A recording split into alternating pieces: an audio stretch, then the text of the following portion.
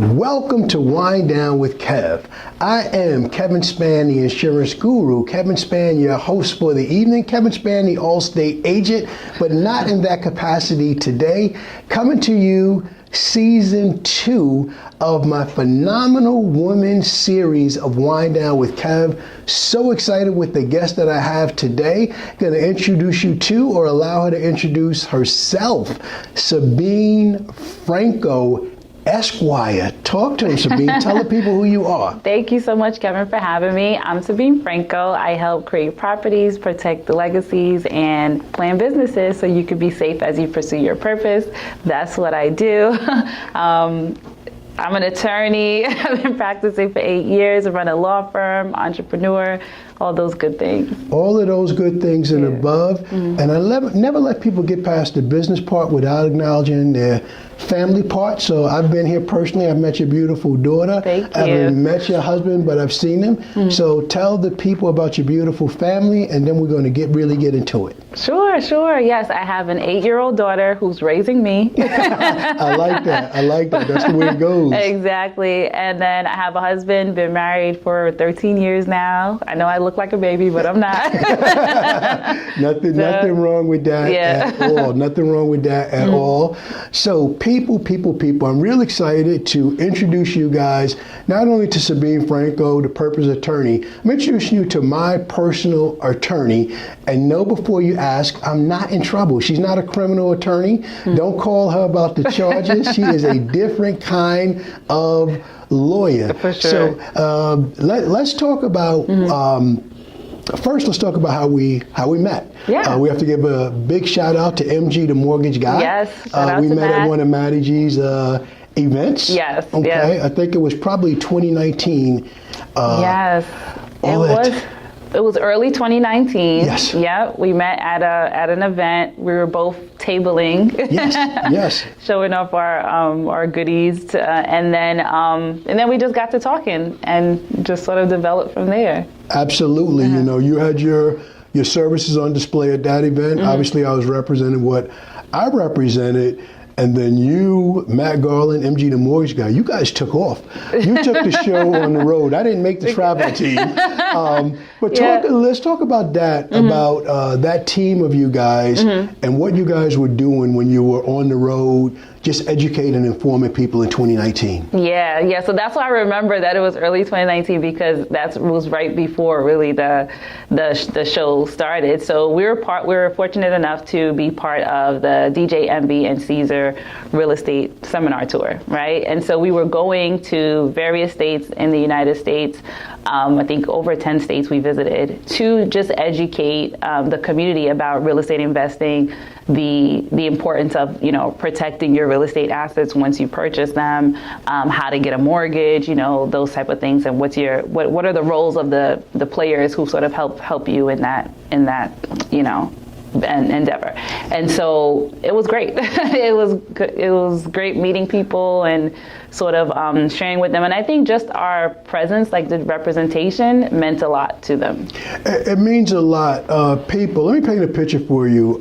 Queens, 2019, we're in a hotel near Kennedy Airport, and the room is packed with people whose intent is to learn how to close the wealth gap in this country. They are packed into a room. Not only I meet you, I met people from Philadelphia, I met people from Detroit. They all came, and then you guys took the show on the road, and you're going around, you're educating people how to close that wealth gap, how to become homeowners and investors in properties, and once you do those things, how to properly protect your assets. I promise you, I was a big fan. Again, I didn't make the travel team. I didn't go on the road with the A squad, but I'm a big fan of what was done and then what continues to be done.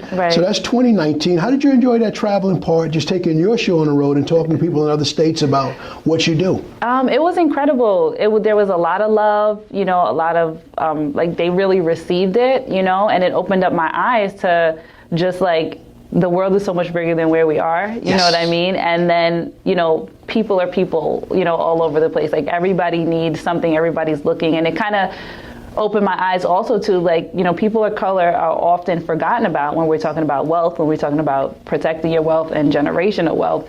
And they're not looking to be forgotten about. You know what I mean? Like they're looking to be educated. They're looking to find out what's going on. So it was just incredible to have something to share, you know. And the information is received differently when it comes from someone looks like you, talks like you, can explain it to you, and that you can have a conversation, an uncomfortable conversation about what you haven't done. Like Sabrina, I would love to do it, but my credit score is X and my savings is Y, and I have this issue or that issue. Did you have experience in educating people, and then fast forward 2 years where people have reached back and say, thank you, Sabine, you know, thanks to you, I've done that? Yeah, definitely. Like people are always reaching out and saying thank you. And like you said about being able to explain it to them, and it coming from someone who looks like them, you know, a lot of times they would be intimidated, you know, having to, just because you say you're a lawyer, you know, they're like all of a sudden intimidated, you know. But I think that, you know, that opening up that dialogue and making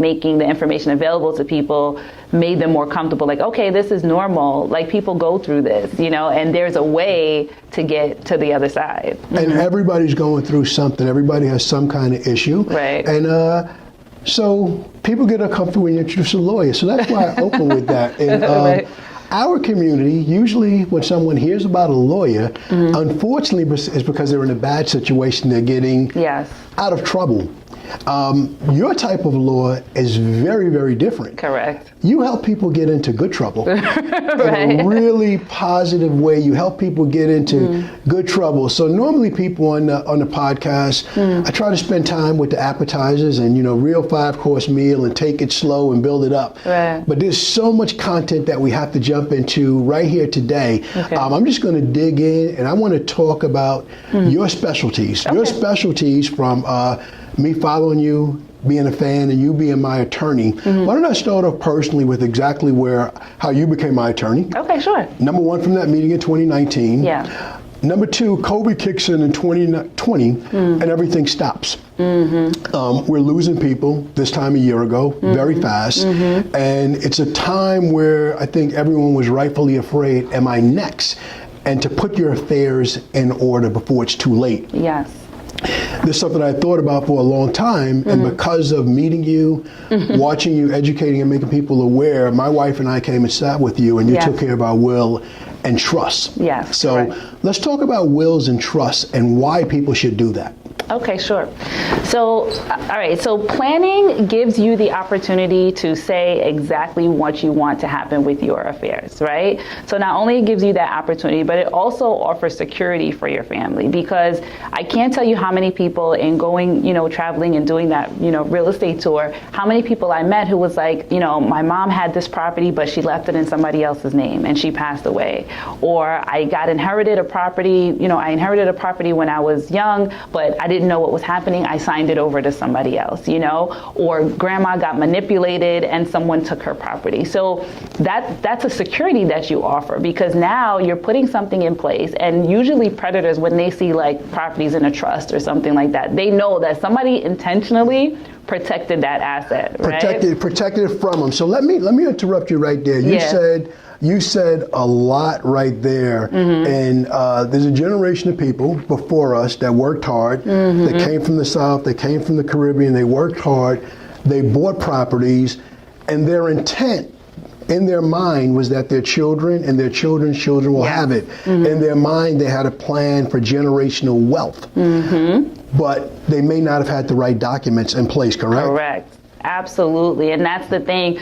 I guess there's just like a lot of misinformation, so people think that there's a way to do it that's not really the proper legal way to do it, and therefore they failed to plan, or their plan failed, you know, what they intended. So having a will in place does allow you to make that plan, right? It does allow you to say who you want your assets to go to and everything like that. However, there's also cost and time and risk, I would say, associated with just having a will, because your family still has to go through court, right? Absolutely. Sometimes it's just too much for them. Sometimes they're overwhelmed. Sometimes it's costly. You know, they might have to hire a lawyer. So things like that make it challenging if you only have a will. And a lot of people think that if you have a will, you don't go to court. Absolutely. All right, so that's why a trust now comes into play. It's a lot more attractive. One, you get to keep your information private, right? Nobody knows what's going, to your loved ones.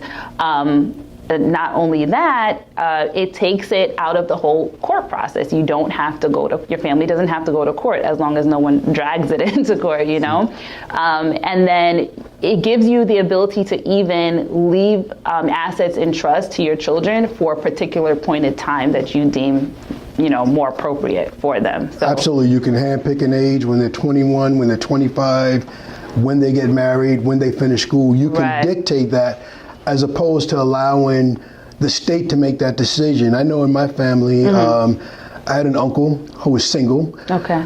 He owned investment properties in Brooklyn. He owned property in South Carolina. Okay. And he had written a will to leave it to 14 or 15 different family members that he wanted to have some of his money. The money was delayed, and his wishes were delayed for 2 years because of probate, because of not having the things in place exactly what you're talking about that avoids that whole public process of challenging things. Right. Not only that, because he had property in 2 different states, now you're talking about 2 separate probate processes, right? And so with the trust, he could have said, I want the property to remain in trust and the family members just benefit from the income, all 15 family members, or let's sell the property, divvy it up, and then but there would have been no need for separate probate processes. So people that's listening to this, real simple. If you own property, mom owns property, dad, auntie, uncle, grandma, you need to be in a conversation about how do you want to give that to the next generation. It's an uncomfortable conversation. It is. Because parents don't like to separate their kids and say, I love all the babies equally, but this baby's acting up right now. Those things need to be done. And let's do that hypothetical. Let's say 4 children. Right. One of them is acting up. So today the parents want to leave it to the 3 children. Once someone sets up their will and trust, do they have the ability to come back to you and say, you know what, when we came, 3 years ago, Junior wasn't in a good space, but he's saved, he's working, he has a family now. Can we include him?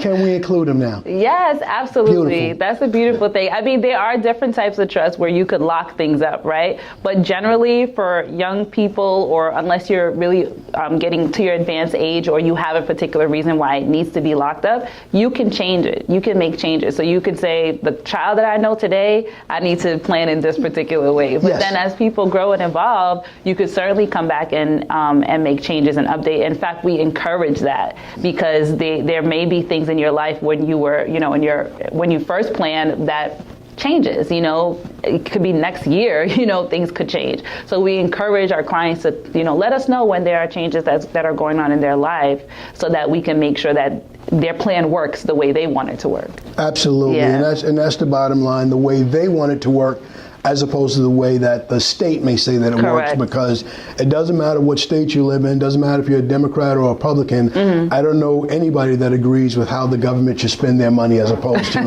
their hard work and their personal wishes. Okay, so we touched on some of the steak, some of the lobster.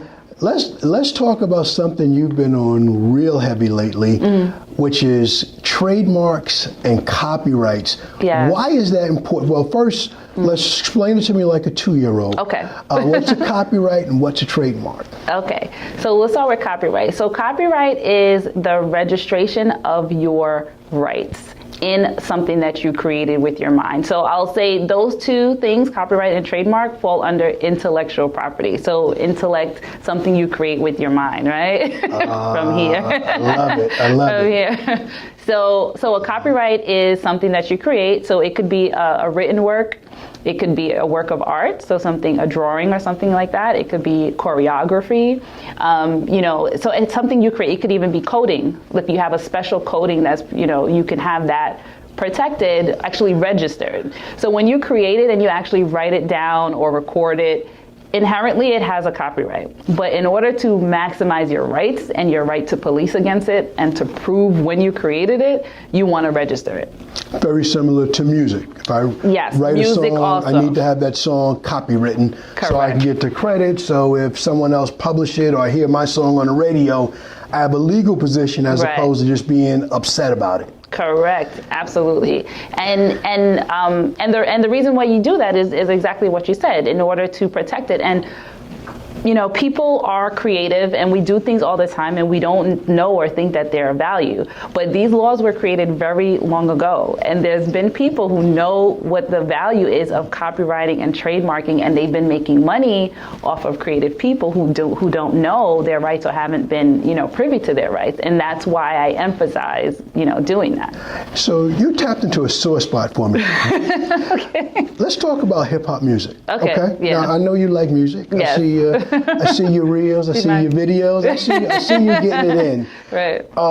When I speak to people younger than me, which most people in the whole world are right now, I talk to them about what we didn't do with hip hop. Mm-hmm. Shout out to Jay-Z and Puffy and everybody that, you know, made us that billionaire category and made it right. But everything that was done in my youth, we don't own it. Mm-hmm. We don't own it. Mm-hmm. Dougie Fresh, I don't believe, has the human beatbox copywritten. Mm-hmm. Other people that created dances, they don't have it copywritten. So anybody could do the Cabbage Patch whenever they want and they don't have to pay, right? Right, exactly. What do you think of 2020 was a year of great creativity, a lot of new business owners, people.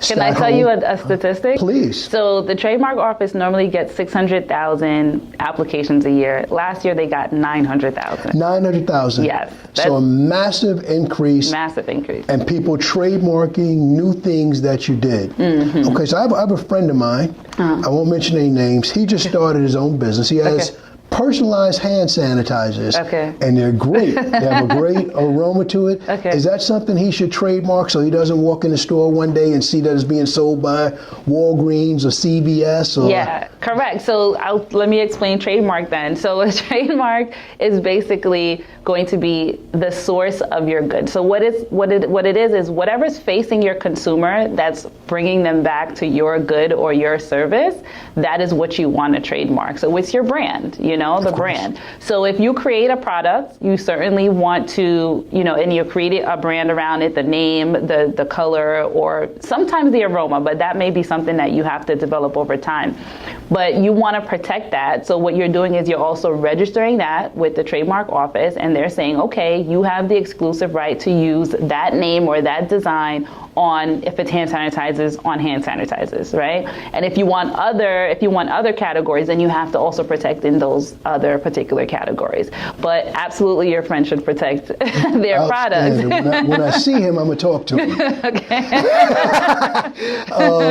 So I wanted to have fun with that, a serious topic, because people are doing so many things. We talked about copyrights. We talked about trademarks.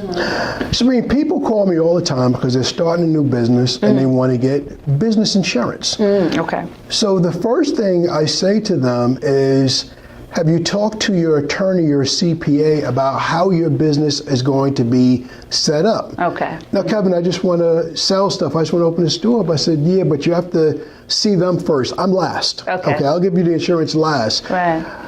Talk about how hiring an attorney can help you keep money in your pocket. Sure.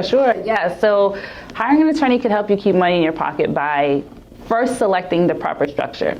So a lot of times people start businesses, and I get it because sometimes they're not sure. Sometimes they're like, I'm just trying this thing, and all of a sudden they have a business that they didn't realize that they were in business. Absolutely. But at some point you want to have a proper structure because one, you're going to end up paying less taxes if you're structured the right way, especially for, I know for instance, real estate agents have this thing where, because they get like influx of money at times, and if they're not structured in the proper way, they end up paying more taxes than they need to. Another reason why you want to hire an attorney is because the proper contracts, right? Absolutely. To protect the relationships of individuals that you're getting into business with, or other businesses, or your suppliers, or depending on your business, if you have employees. So there's a lot of avoiding mistakes and, Absolutely. and avoiding expenses that comes with getting your proper foundation in place. I believe a little bit of counsel goes a long way. Just spending a little bit of money on the front end helps you save a whole lot of money on the back end, such as being incorporated as opposed to being a sole proprietor, and really talking to an attorney about what are the tax differences between those two things.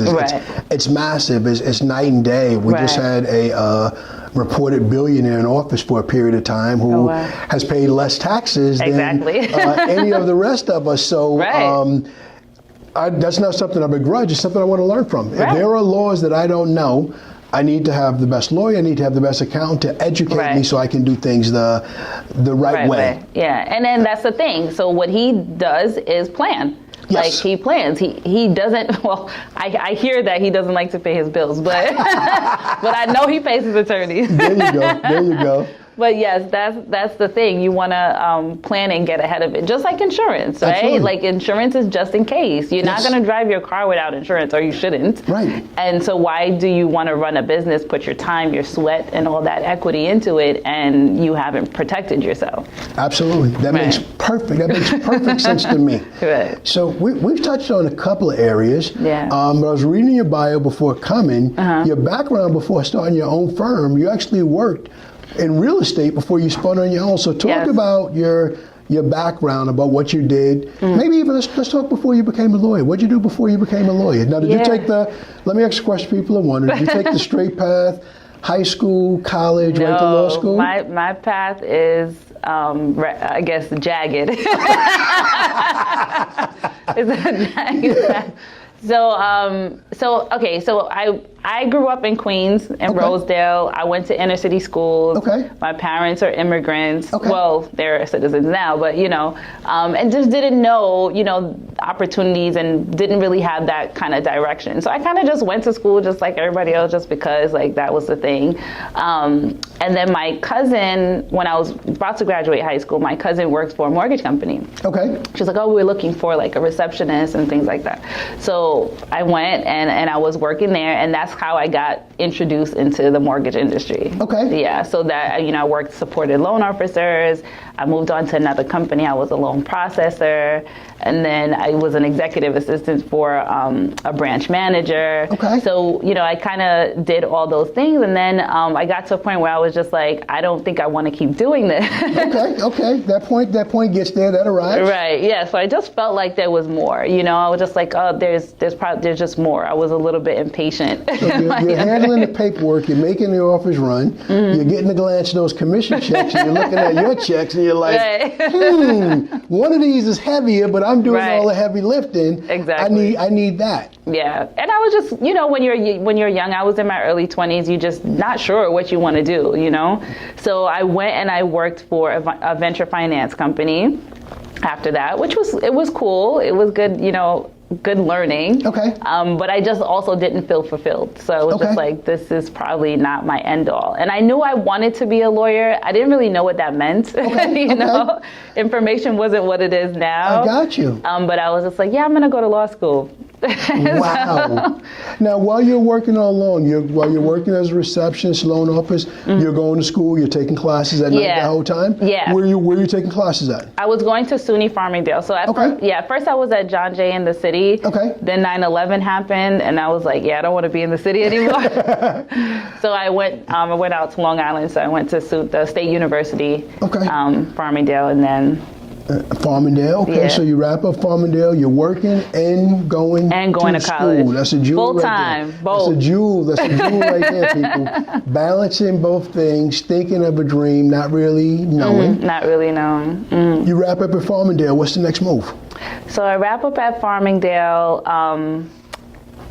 So when I wrapped up at Farmingdale, that's when I went to work that's when I was the executive assistant to the branch manager. And then after that, I went to the venture finance firm. So I had already had my degree, and it could have been a career, you know? Okay. But I just wasn't feeling it. Not willing to settle, not speaking to you in your spirit that this is where I belong and this is what I want to do. Correct. Okay. Correct. You got to listen to that voice. Yes, and that's what I did. I mean, when I took the LSAT and when I applied, I was like, God, if you want me to be a lawyer, then I'll be a lawyer. If not, Okay. Yeah, and so it happened. You took the LSAT, you knock it out. It don't just happen like that. That's hard work. I'll make you laugh. When I met my wife, I was studying for the LSAT. I just finished school, did well on the LSAT. Okay.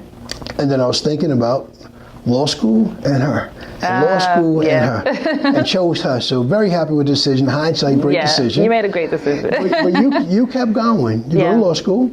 You become a lawyer. What's your first job as a lawyer?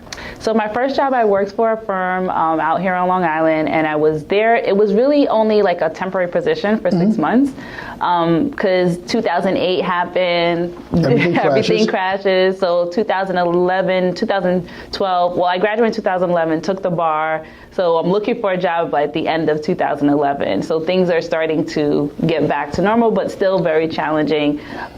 So I got a job. I worked there for 6 months. I knew it was temporary. And then I was like, then I got pregnant with my daughter. Beautiful. Extra motivation. Extra motivation. So in that transition, it was like, look for another job, or like, what are you going to do? Because you're about to have a baby. So I decided to just go out on my own. Okay. As I was going through, that particular transition. Not that that's the easy route. I don't even know why I thought that was the easy route. It's a faith walk. So how much did faith play in your decision to... Oh my God, everything. Everything? Faith was everything in my decision. Like, literally, I was leaning on God for everything, because it didn't make sense. It wasn't the path that you take. How many lawyers did you know that looked like you, that had their own practice, that mentored you at that time? Not many. Lawyers that mentored me did not look like me. Okay. So I knew of lawyers that had their own practice, but I didn't get that warm welcome, that let me help you, let me, hold your hand or show you the way. There wasn't that. Like now I feel like people, because of media, there's so much more community, but there wasn't back then. Instagram wasn't what it was. Not as easy to find someone like you that's educating and creating awareness every day. So you're on your own. So if anybody's listening to this, you're thinking of a big idea, you don't have that immediately in your family, your immediate circle, or you're being mentored by others, and God knows I've been mentored by everyone in the world. Yeah. You can still do it. Yeah. You can still do it. You can still do it. Yeah. Like I just took a lot of CLEs, continuing legal education, spoke to other lawyers, and just studied, and along the way I started to get good. I started to get good at it. Nothing wrong with that. Nothing wrong with that. Yeah. Nothing wrong with that. Fast forward, we're in year 8 or year 9? We're in year 8. Year 8. Yeah. Okay. Yeah. Beautiful. That's awesome. Thank you. That's awesome. To start on faith at the time when you have a newborn baby and build a business, to grow it, to have a phenomenal following. Right now we're in your office. We're in a beautiful conference room, cherry wood table. Right. Hard work pays off. So that brings me to where I started. Yeah. You had a strong background in real estate law before you got into the real estate part, which made the easy connection to MG, to GJNB. You are a person, if anyone is closing on a property, residential, commercial, business, you're the person they should talk to. Yeah, so we're focused more on commercial these days, but I have a strong network. So if anybody wants, or if I still do consultations for people if they're like investors and they're looking to figure out, but I'm focused more on helping them protect their assets at this time. So real estate investors, owners, people who want to, they're still my client base, right? Because they have other needs that need to be serviced. Okay, excellent. Because if you're investing in real estate, you have assets, you need the will and trust, you need to pass it on. Right. And I find being an entrepreneur, most people are serial entrepreneurs. They can't stop. You start one business and then you keep going. You keep going. It's just that creativity in you that wakes you up every day, keeps you driving, keep you going. Absolutely. Yeah, I find that all the time. Like, clients are always like, I have this new business, so I'm going to joint venture with someone else, or, things like that. So there's always something. And you talk about joint business ventures, partnerships, LLCs. People get a lawyer. Yeah. Please don't do it on a handshake.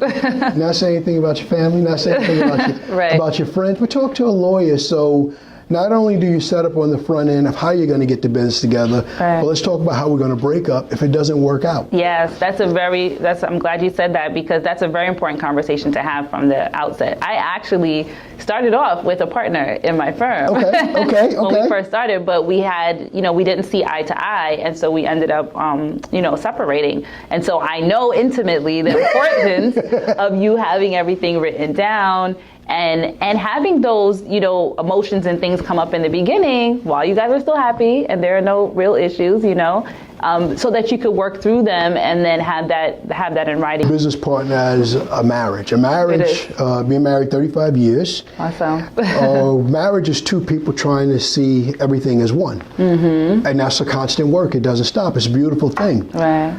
I like that. That's a very nice. It's two people trying to see it as one. Mm-hmm. And then in business, me personally, not to discourage any partnerships, not to break anything up, I find it very challenging for two people to see one as business. You may want to market and promote this way. You may want to invest.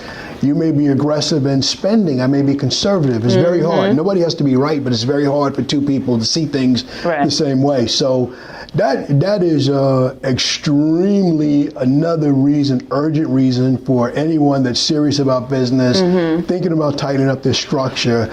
Absolutely, talk to Sabine. She's a subject matter expert in this area. She will help you, and whatever you spend, you'll make more later because you did the right thing up front. Sabine, talk to us about being inspirations. Talk to us about being inspirations. So Be Inspiration is something that I do on Sundays, and I will, talk about either a story that happened during the week or something that comes to mind and sort of apply scripture to it, to kind of help people, because that's what sort of guided me throughout, my time and has allowed me to sort of elevate in the way that I have. And it's part of my purpose. Like, I really feel like, this is how God wants to use me to bring these two worlds together, right? Business, creating, but also comes from the creator, right? Ooh, talk about it. Don't be afraid. That's okay. That's okay. So that's why I do it. Like, when I first started, I'm like, oh my God, I'm doing this inspirational stuff on my business page, really, and that vulnerability to be able to share that with people. But it's been, really well received. That's why I know it's definitely on purpose. It's a good thing. It's in line with you being a purpose attorney. When you walk in your purpose, I was told a long time ago, if you ever find something to do that you love, you'll never work another day in your life because you will be doing it anyway. Right. So definitely, people, please follow her. Can you talk about where people can find you and follow you on social media? Sure. So on Instagram, I'm Sabine_the Purpose Lawyer. That's, I guess you'll put it on the screen. So Sabine_the Purpose Lawyer, and my website, Franco-lawfirm.com, and on YouTube also, I'm Sabine the Purpose Lawyer. So people, you have to reach out to her, even if you're not all the way there. Reach out, have a conversation. People talk to me all the time about legal matters, and I'm simply going to refer you, if you're anywhere within this realm, I'm going to refer you to Sabine. I am a subject matter expert in one thing. I do not try to be all things to all people. Sabine, I had a lot of fun doing this. Me too. Thank you so much. Is there anything you want to share with people that I didn't have a chance to ask you about? No, I think we covered it. I would just say, continue to follow your purpose. Don't stop. Don't give up. No matter the challenges that come at you, as long as it's what you desire, then you'll find a way to make it happen. I believe that. I did forget something. So. You've been sharing a lot about Women Inspiration Month. We're in March, is Women History Month. Yeah. Talk about some of the people you share and why that's important to you to elevate and uplift other women. Yeah, it's important to me because, like I said, in my coming up, I didn't see a lot of women of color on display and women of color achieving and, being celebrated for that. And so because of all of the challenges that I know we face, we're like at the bottom of the, of the chain. And so I think it's important to say, hey, I see you. You're seen, you're recognized, we appreciate what you've done. And it's important for people to see themselves and other people who are doing phenomenal things so that you know that you're able to do that as well. that there's opportunity out there for you. So that's why I do it. No, and it's great that you do it. And by the way, happy belated birthday. Oh, thank you. I saw you share a birthday with half my family. Really? My sister's born on your birthday. Okay. My sister-in-law's twins, they're born on your birthday. Oh, It's wow. 3 days before mine, so Pisces season. Oh, well, happy birthday to you too. to all of the Pisces Yes. out there, and continued success to you. Thank you, Keep Kevin. walking in your purpose. Do Thank great you. things. So Sabine, we've been talking. We've been having some laughs, and we've been talking a lot about the informative parts of being an attorney. What's the hardest part of your job? Ooh. All right, so I inherently am a people pleaser, which is a problem, right? Okay. So the hardest part of my job is one I begrudge when I have to give people bad news, you know? So certain things, like they'll be wanting to do something, either it's business-wise or if something that we tried to register for them or something not working out the way that they wanted, I have to give bad news. So that's probably like one of the hardest parts. And then the other hard part is dealing with challenges of being a woman of color and dealing with like other attorneys, in times when I have to do so, and being respected, like commanding that sort of respect. How do you handle that? How do you navigate that space?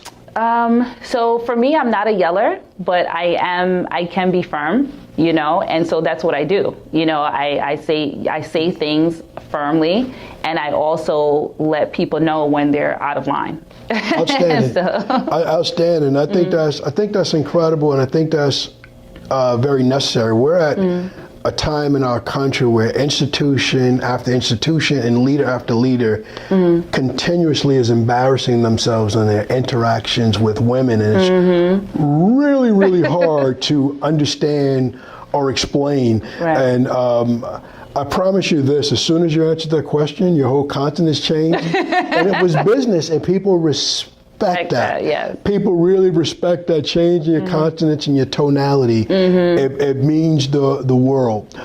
What would you say to young ladies, maybe aspiring to go to law school and to be an attorney like you? What would you say? What advice would you give to them? I would say, follow your heart.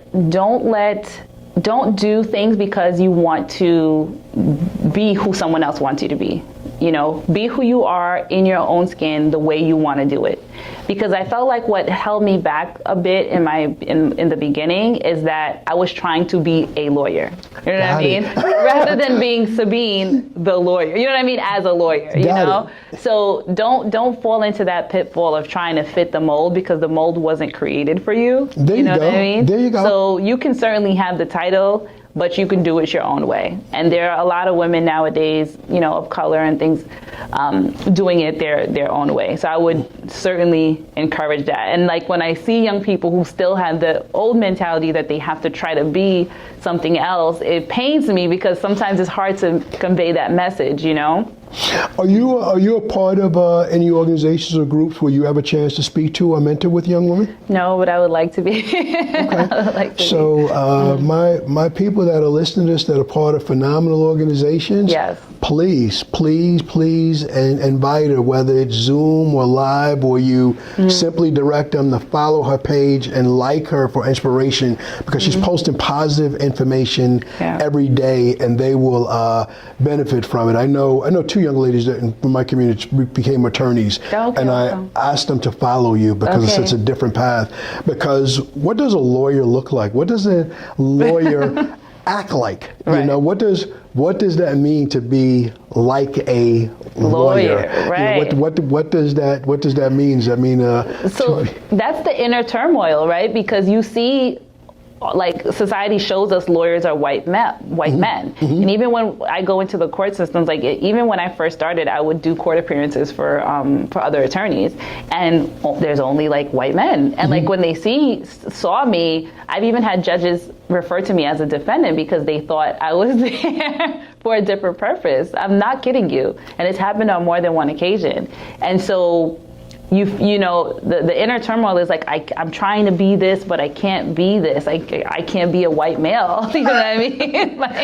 And so so you just, and you're not supposed to, right? You're not supposed to, so you shouldn't think that you have to, but that's what the picture is. That's what the Huxtables was all about. You know, I'm going to date myself, but you can ask the judge, were you expecting Perry Mason? You know, that's not who we have here. Right. I wish I was more intuitive in picking up the Claire Huxtable vibe when I was younger. Yeah. Definitely she carried the vibe, and they painted a picture for us of something that we had never seen before. Correct. But here you are walking in the shoes of it. Yeah. We talked earlier about copyrights. What's the poor man's copyright? I used to help people in the music business, and I've heard people saying, well, if you write the song, you mail it to yourself, and it's postmarked, it's copywritten. Right. What's your feedback when someone says that to you? So my take on that, it's not really a legal function, right? It doesn't give you legal protection. So like I said, when you fix it in a form that could be perceived, like writing it, recording it, etc., you do have a copyright. It's just about solidifying that protection, like filling in all the other pieces, like when was it created, you know, were you the first person to create it, things of that nature. So when you register it, you have all of that, and you have a stronger right. It's called a presumption. So it's presumed to be yours, right? Once you have that registration. So the poor man copyright, I get why people do it, and I get, you know, it does give you, like, you do have the postmark and thing like that, so it helps, but legally, it's not really going to support your position. It's not going to stand up for you all the way in court. So people, others, do what you have to do until you can do better. Yeah. But when you're ready to do better, please reach out to Sabrina. I had another thought that popped in my mind along the subjects that we visited earlier. We're talking about copywriting. Poor man's will. I'll share an experience that I had with a client. Had a client, male, married his wife, older. I would say they got married after age 60. She already owned a home. She got ill. He was taking care of her at home.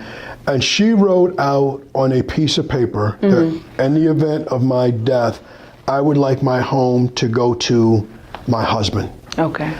That was their version of a will.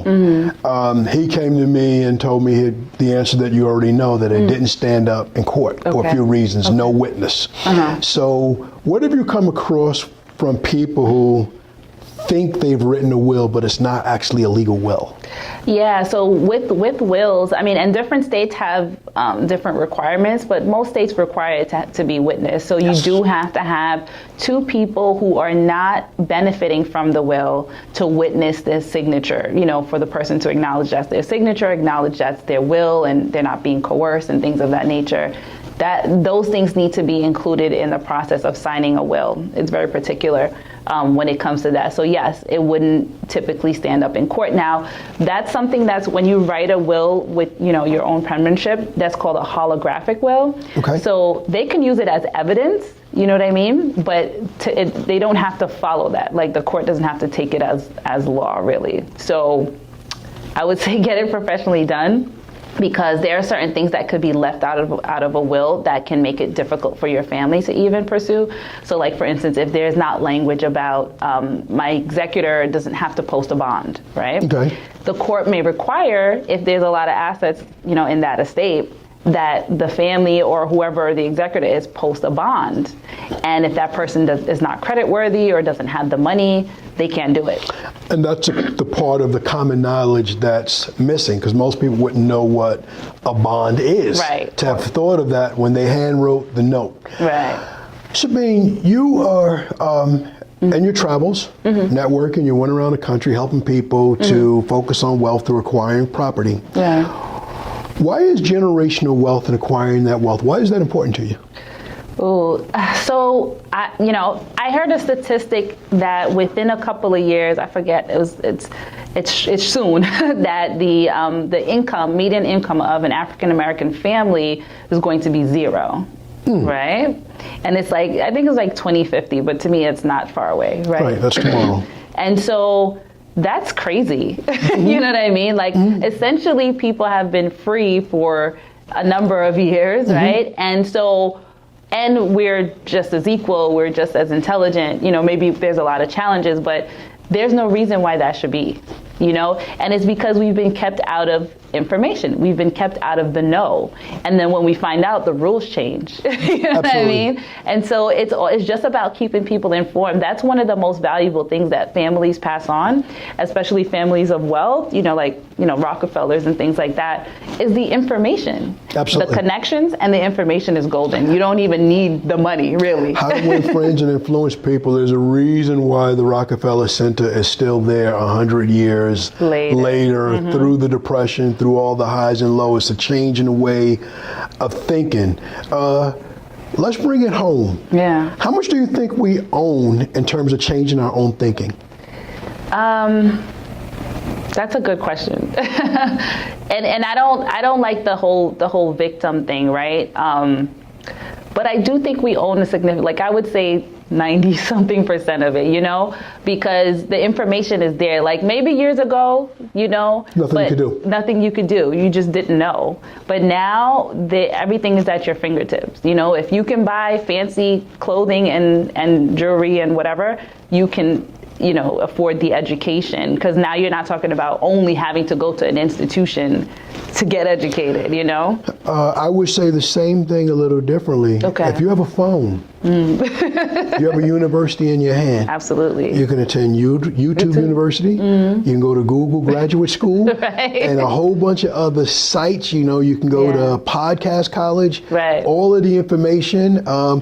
You can go to EYL. I think when my son graduates next year, if he doesn't want to go to school right away, I think I'm going to enroll him at EYL for a full year to get information before he decides which way to go, because I think it's that powerful. I think it's that powerful. It's one of the things that I think in the pandemic that's changed is the outlook for institutions of education. If all the information is at your fingertips, why would you postpone that and spend or incur debt when you can get your repetition of your experience right away? Continued success to you. Thank Keep you, walking in your purpose. Do great things. People, I hope you enjoyed this. Absolutely a full meal, from the appetizers to the main course to the desserts. And you tune this on Wind Down with Kev. Please, if you would like a beverage, please pair it with the right wine. All right? That's me signing off for now. Hope you enjoyed this. Please tune in for more with our Phenomenal Woman series with Wind Down with Kev.